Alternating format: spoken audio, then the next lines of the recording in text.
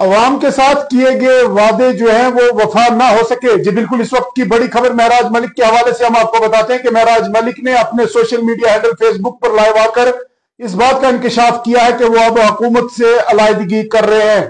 आम आदमी पार्टी के स्टेट प्रेसिडेंट और आम आदमी पार्टी के एक वाहिद एमएलए जो कि डोडा से महराज मलिक है और फायर ब्रांड एमएलए उनको कहा जाता था, हमेशा से सुर्खियों में रहे हैं, चाहे वो असेंबली की बात हो या असेंबली से बाहर। महराज मलिक ने अभी थोड़ी देर पहले लाइव आकर ये तमाम जानकारी दी और इस बात का इंकशाफ किया कि हुकूमत ने पिछले 9 माह में लोगों के साथ जो वादे किए थे वो पूरे नहीं किए। महराज मलिक ने यहां तक भी कह दिया कि जो वादे और दावे हुकूमत ने मैनिफेस्टो में किए वो तो दूर की बात, लेकिन जो वादे उन्होंने अपने एमएलए के साथ किए थे वो भी पूरे ना हो सके।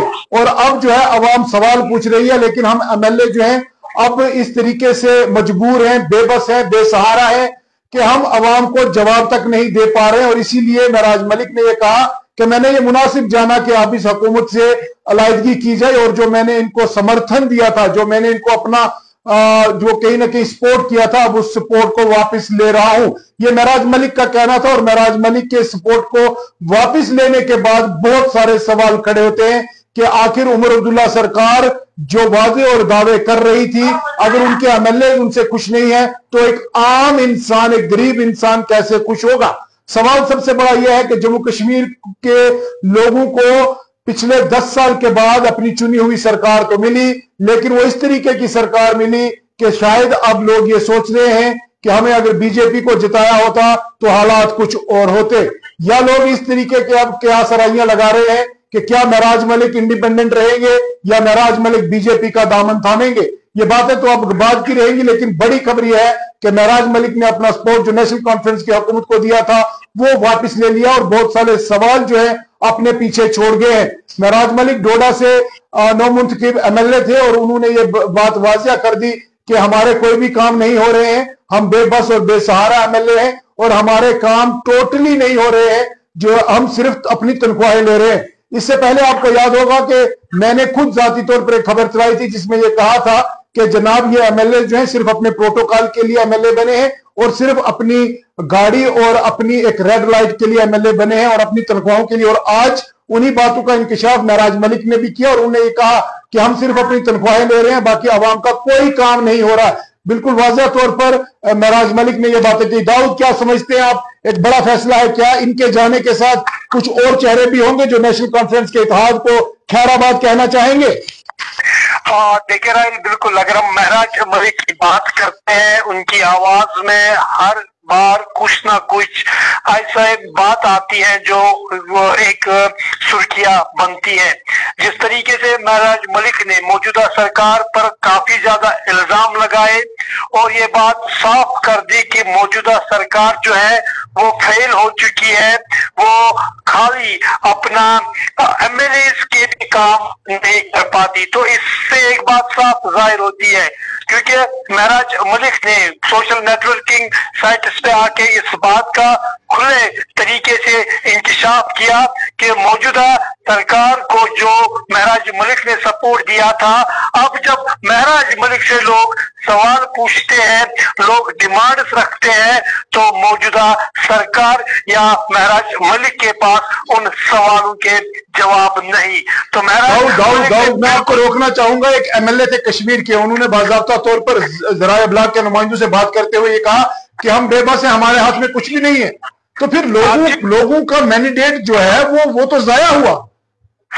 देखिए राज, बिल्कुल मैं आपको वही बात फिर से दोहरा देना चाहता हूं कि आपको याद ही होगा जब जम्मू कश्मीर स्टेट थी और स्टेट के बाद ये यूटी बन गई थी, तब तक कई सभी पॉलिटिकल पार्टीज का मानना था, कभी बड़े लीडर्स का मानना था हम इलेक्शन नहीं लड़ेंगे। उसके बाद जब इलेक्शन अनाउंस हुए, वही लोग इलेक्शन कंटेस्ट करने लगे और बड़े दावे किए गए। यानी मेरे कहने का मतलब यह है कि इलेक्शन इन्होंने यूटी में लड़ा था और उनको इलेक्शन से पहले ये बताना था कि हम अगर आपके एमएलए मुंतखब भी होते हैं, हम आपके लिए कुछ नहीं कर सकते।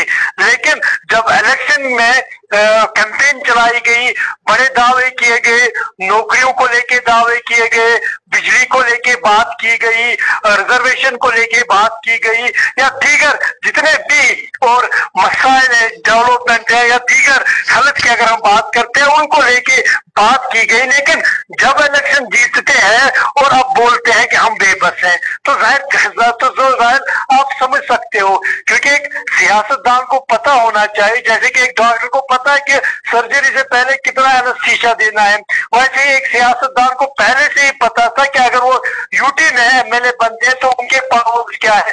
अगर उन्हें पता है कि उनके पावर्स लिमिटेड है तो अनलिमिटेड जो दावे और वादे करने की क्या जरूरत है। तो कुल मिला के हम यूं कह सकते हैं कि महराज मलिक का नेशनल कॉन्फ्रेंस जो कि मौजूदा सरकार है उन पर काफी ज्यादा तनकीद की, काफी ज्यादा सवालात खड़े किए गए, और राहिल ऐसा लग रहा है कि धीरे धीरे जो हमारे सोर्सेज से भी खबर आ रही है कि नेशनल कॉन्फ्रेंस के अंदरूनी हालात में भी 36 का आंकड़ा बढ़ चुका है।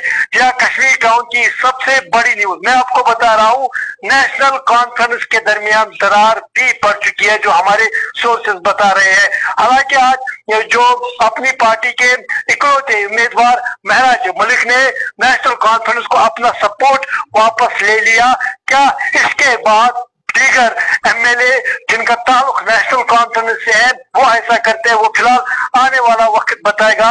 लेकिन कश्मीर टाउन पे आप बड़ी खबर सुन रहे हो कि जिस तरीके से महराज मलिक ने आज नेशनल कॉन्फ्रेंस को बड़ी तनकीद का निशाना बनाते हुए कहा कि जो मौजूदा सरकार है वो एक फेलियर है, क्योंकि उन्होंने जो अपना मैनिफेस्टो रखा था वो कंप्लीट नहीं किया, जो उन्होंने वादे किए थे वो पूरे नहीं किए।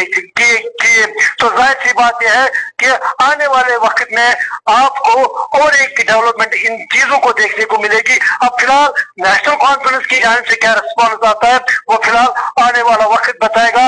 लेकिन आज फिर से एमएलए दोड़ा ने सियासी जो साइलेंस हुई थी यहाँ पे, जो सियासत में हलचल रुकी हुई थी यहाँ पे, उसमें और एक जान डाल दी, क्योंकि महराज मलिक ने नेशनल कॉन्फ्रेंस का सपोर्ट छोड़ दिया। अब देखने वाली बात यह रहेगी कि क्या महराज मलिक सेशन में बीजेपी के साइड बैठते हैं, अपोजिशन में बीजेपी के साथ बैठते हैं या इकलौते बैठते हैं, वो फिलहाल आने वाला वक्त बताएगा। लेकिन बड़ी खबर, महराज मलिक ने नेशनल कॉन्फ्रेंस को एक फेलियर गवर्नेंस का दर्जा दिया है। जी चलिए, बहुत बहुत शुक्रिया दाऊद, आप इस खबर पर नजर बनाए रखें। और सोर्स ये भी बता रहे हैं कि जनाब आने वाले दिनों में कुछ और बड़े चेहरे हैं जो नेशनल कॉन्फ्रेंस गवर्नमेंट का साथ छोड़ सकते हैं। अपनी हमायत आज वापस ले ली महराज मलिक ने, और बड़ी खबर यह है कि महराज मलिक ने सिर्फ हिमायत वापस नहीं ली है बल्कि बहुत सारे सवाल जो है वो नेशनल कॉन्फ्रेंस की हुकूमत पे खड़े किए हैं। उन्होंने कहा बेरोजगारी अरूज पर है, महंगाई अरूज पर है, और कुछ ऐसे दावे और वादे किए गए जो कि नेशनल कॉन्फ्रेंस की हुकूमत जानती थी कि यूटी में रहते हुए हम ये काम नहीं कर सकते, लेकिन उसके बाद भी ऐसे दावे और वादे किए गए जो आज पूरे 9 महीने होने के बाद अवाम जब सवाल पूछती है तो एक नौ मुंतखब एमएलए जो है वो ये अवाम को जवाब देने से कासिर रहते हैं कि आखिर हमने आपसे मैंडेट क्यों लिया। आखिर एक वाजिया मैंडेट नेशनल कॉन्फ्रेंस को मिला था, तो क्या नेशनल कॉन्फ्रेंस ने जो वाजिया मैंडेट लिया उसके बाद अवाम को क्या मिला? सबसे बड़ा सवाल महराज मलिक ने पूछा। लेकिन महराज मलिक से भी पहले एक आम इंसान ने यह पूछा था कि हमारी बिजली कहां है, हमारा राशन कहां है, हमारे गैस सिलेंडर कहां है, हमारे जो और मामलात हैं, बेरोजगारी के मामलात हैं, वो कहां हैं। और सबसे बड़ा मामला आज निकल कर ये सामने आया कि आज एक एमएलए ने जो है अपनी हमायत वापस ले ली, और आने वाले वक्त में बहुत सारे ऐसे चेहरे हो सकते हैं जो सोर्सेज के हवाले से खबरी आ रही है कि वो नेशनल कॉन्फ्रेंस की हमायत जो है उससे अपनी हमायत वापस ले लेंगे। अब देखना यह है कि अवाम के मसाइल का हल किस तरीके से होगा। क्या ये लोग जो चुने हुए नुमाइंदे हैं ये आपस में लड़ते रहेंगे? क्या ये सरकार के काम गिनेंगे और कुछ उनकी नाकामियां गिनेंगे? लेकिन आम इंसान को क्या मिला, एक आम शहरी को क्या मिला, एक गरीब इंसान को क्या मिला, ये सबसे बड़ा सवाल है। हालांकि अवाम ये चाहती थी कि इतने अरसे के बाद जम्मू कश्मीर की अवाम को अपनी चुनी हुई सरकार तो मिली, लेकिन काम नहीं हो रहे हैं। इससे तो बेहतर था कि जनाब अवाम का ये कहना है कि जो लेफ्टिनेंट गवर्नर की पहले जो सरकार थी या उसकी जो इंतजामिया थी वो बेहतर थी।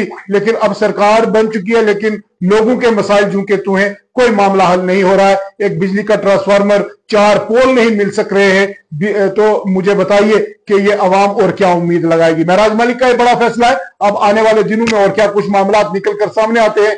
सियासत की हलचल पर हमारी पहली नजर। बहुत बहुत शुक्रिया।